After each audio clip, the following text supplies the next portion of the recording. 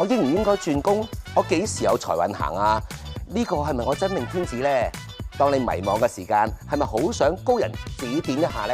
機會嚟啦，朋友！透過我哋 MyTV Super 收睇 TVB Plus 82台嘅直播零接觸，喺 chat room 裏面留低你哋想問嘅問題。如果被抽中嘅話咧，我哋就會直接交俾奇門遁甲師傅張心芬或者塔羅占卜師羅永嫻為你解答嘅。仲有我哋嘅堪輿學家浩雲師傅，每個禮拜俾大家一個開運貼士。只要逢星期六登入 MyTV Super 直播零接觸嘅師傅點算呢個專區，就可以睇到師傅每個禮拜為大家指點迷津同埋算你條命嘅片段㗎啦！有咩奇難雜症、頭暈身興啊？一邊睇節目一邊留言，想開運就係打2隻字咁簡單。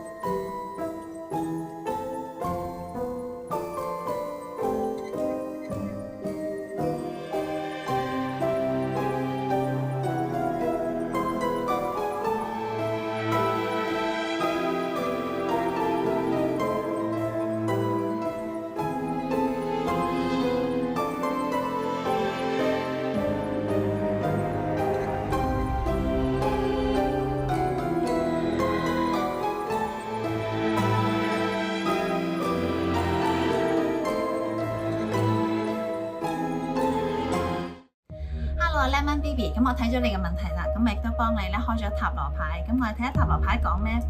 首先咧就係除咗小朋友升學嘅問題之外咧，咁其實咧你係對你嘅生活咧疲憊不堪，可以想休養一下、寧靜一下，所以你想選擇咧係可能去外國生活啦。嗱，其實咧信念係好好嘅，亦都咧係睇到咧有貴人幫手啦，即係可能係咪好多朋友已經喺嗰邊，所以有貴人幫手啦嚇。咁但係咧依我所睇呢條路就唔係咁易行嘅，點解咧？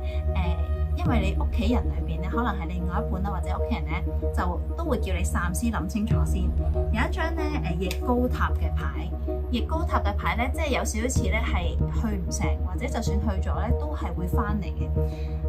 呢一張牌咧就係嘅意思就係話咧，你諗得可能好美滿，但係去到實質上有好多問題咧係解決唔到啊，所以咧就出咗一張咧幻象。